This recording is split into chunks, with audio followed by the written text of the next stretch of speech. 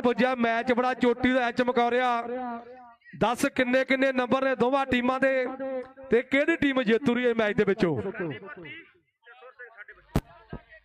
बाबा बहादुर बाबा बिधि चंद कबड्डी क्लब फरंदीपुर दे 30 नंबर ने ते 32.5 नंबर ने बहादुर बाबा बिधि चंद कबड्डी क्लब सुर सिंह ताबे की टीम जिहड़ी आ मैच दे विच जेतू रही है। बहुत बहुत सत्कार ने दोवां टीमां ने बड़ा सोहना मैच खेडिया ते दोवां टीमां दा असीं बहुत बहुत धन्नवाद करदे हां जिन्ने आए प्लेयर दोवां टीमां दा सत्कार ने। उधर लाइव दे जरिए भी दस दिए नंबर फरंदीपुर की टीम के 3 नंबर ने ते 32.5 नंबर जिहड़े सुर सिंह की टीम जेतू रही है। साडे आजाद वैब टीवी वाले जिन्हां दी वैबसाइट लगी है।